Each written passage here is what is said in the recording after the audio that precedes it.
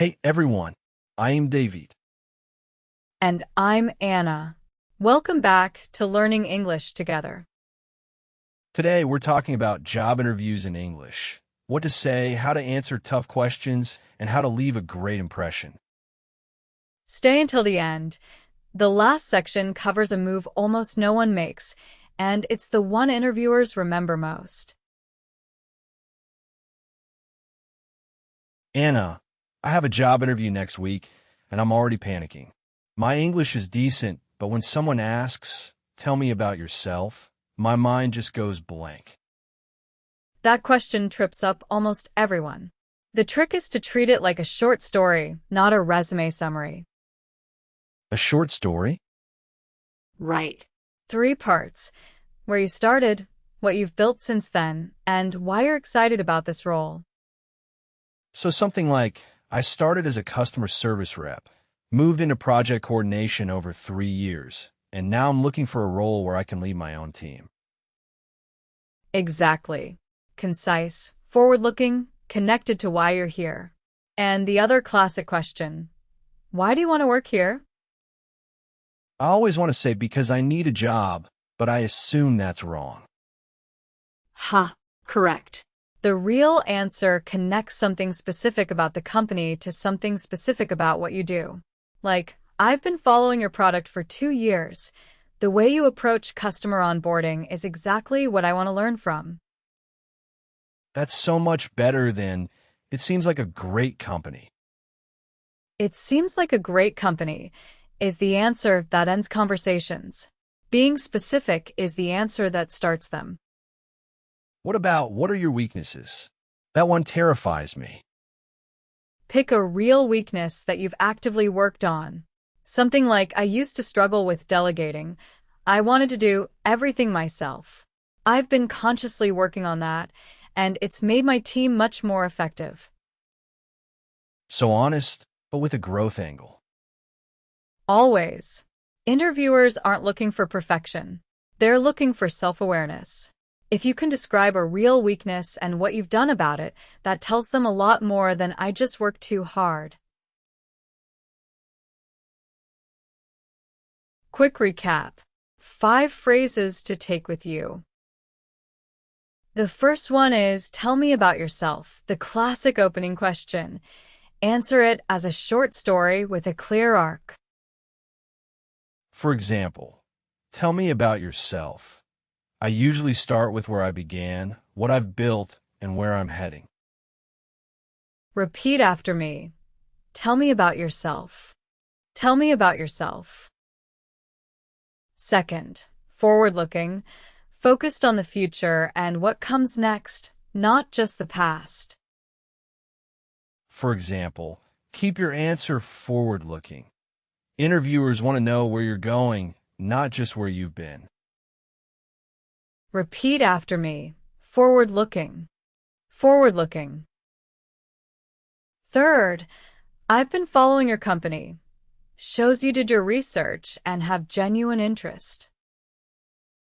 For example, I've been following your company for about a year. Your approach to remote work really stood out to me. Repeat after me. I've been following your company. I've been following your company. Fourth, I used to struggle with, a natural way to introduce a weakness you've worked on. For example, I used to struggle with public speaking, but I've taken a few courses and it's become one of my strengths. Repeat after me. I used to struggle with. I used to struggle with. And the fifth one, self-awareness. The ability to honestly understand your own strengths and weaknesses. For example, what interviewers really want to see is self-awareness, that you know yourself and you're working on your gaps. Repeat after me. Self-awareness. Self-awareness. Okay, so I can handle the weakness question now. But what about strengths? I always feel like I'm either bragging or being too vague. That's the classic trap. I'm a hard worker, and I'm a team player mean nothing because everyone says them. So what do I say instead? You pick one strength and back it up with a short, specific example. The formula is strength, story, result. Give me an example. Okay. Instead of, I'm good at problem solving, you say, when our main supplier dropped out 3 days before a product launch, I sourced 2 alternatives overnight and we launched on schedule. That's completely different. It's a story. Right. And the result, launched on schedule, makes it real. Numbers are even better if you have them. Reduced the error rate by 40% or saved the team 6 hours per week. What if my example is not that dramatic? It doesn't need to be. Even a small story with a clear before and after works. A client was frustrated with our response time. I introduced a simple tracking system and their satisfaction score went from 3 stars to 4.5. Oh, I can think of a story like that actually. Good. And when they say, give me an example of a time when you, that's your cue to use this formula. Strength, story, result. What's the name of that method? I feel like I've heard it before. Some people call it the STAR method, situation, task, action, result. But I find story with a result easier to remember in an interview. Yeah, STAR is hard to think about when you're nervous. Tell a story. End with what happened is simpler. Exactly.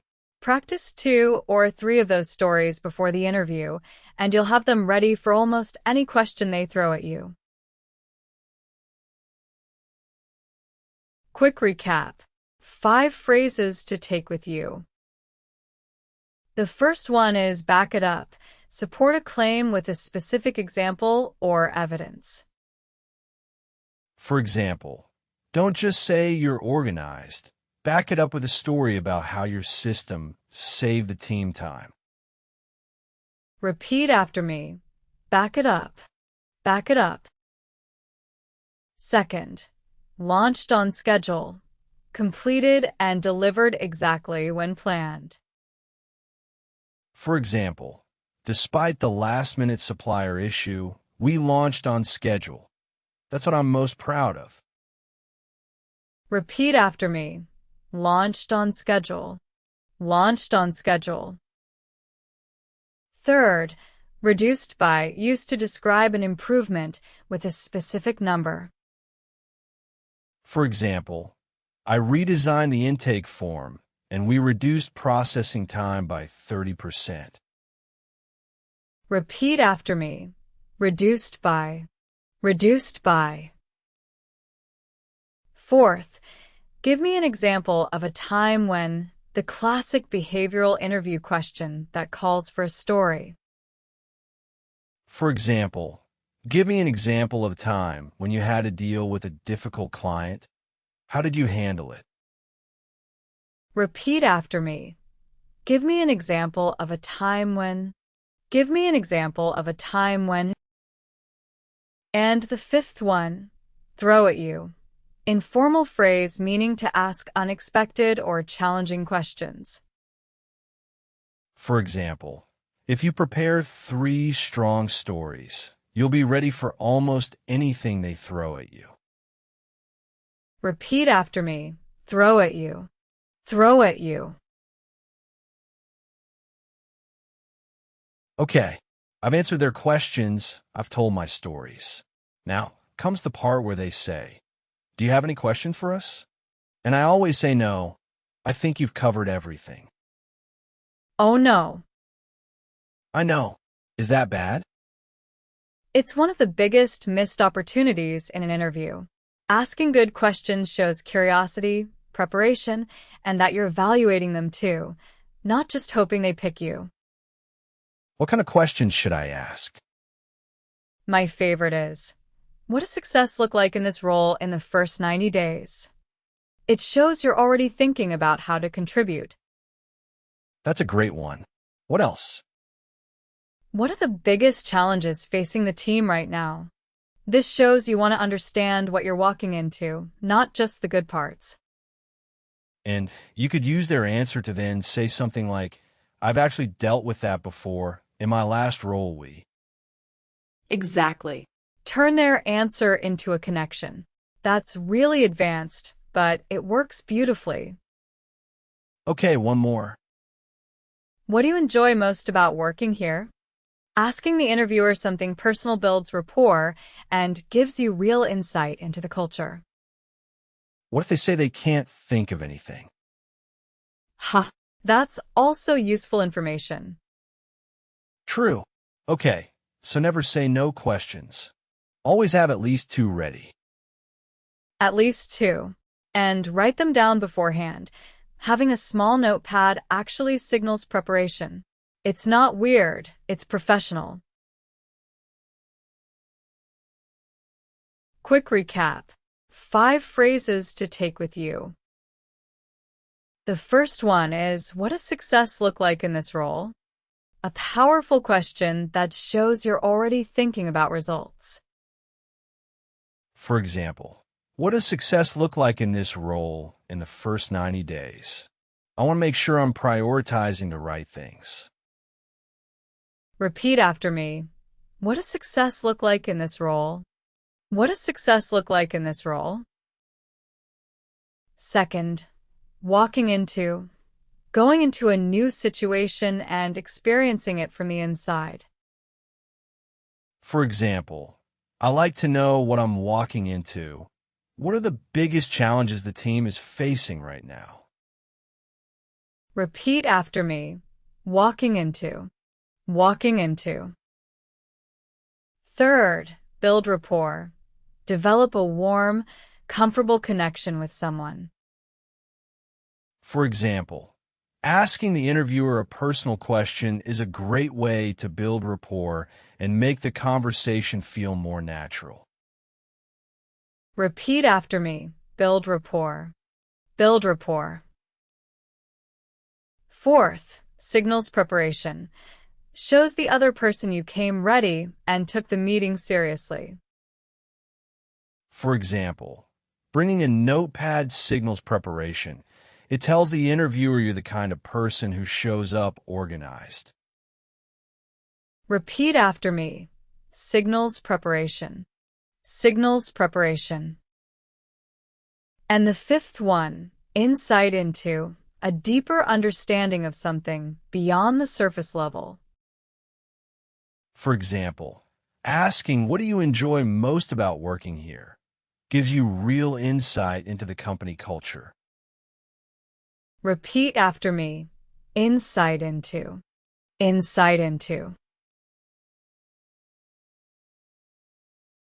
Okay, the interview is over. I shook their hands, I walked out. Now what? Now you send a thank you email within 24 hours.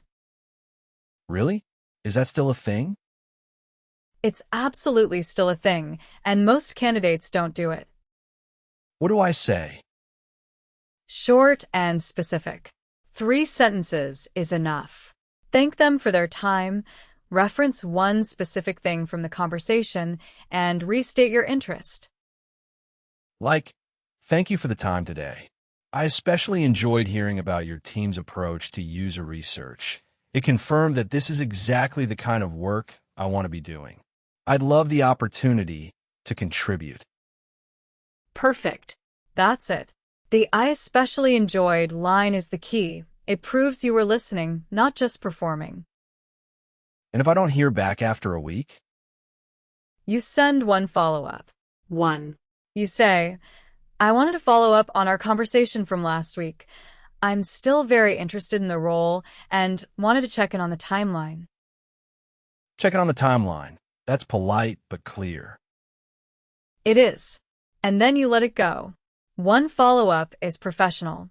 More than that becomes pressure.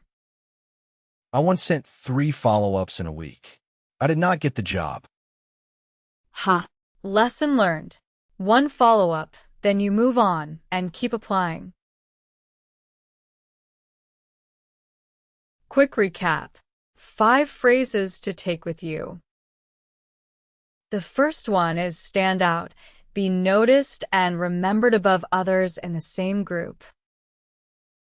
For example, sending a thank you email after the interview is a simple way to stand out.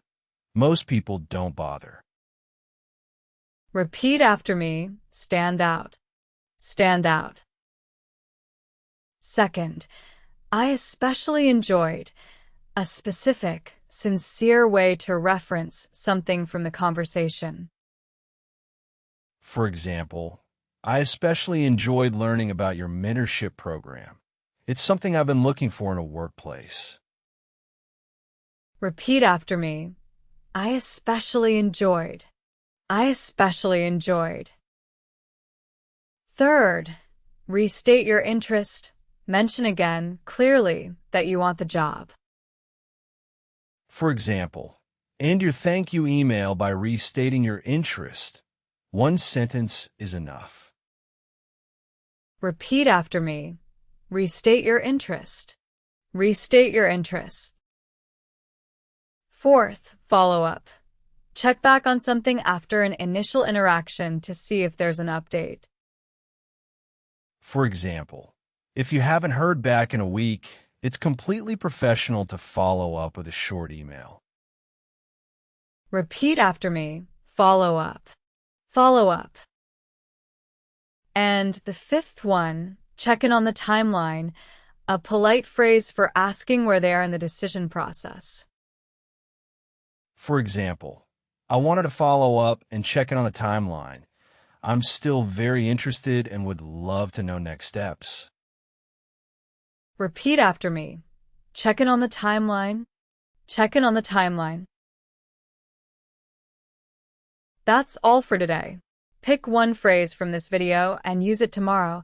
That's how this stuff sticks. If you got something out of this, hit like and follow. Next episode, we're covering neighborhood and community English, how to describe where you live and recommend your favorite local spots. See you then.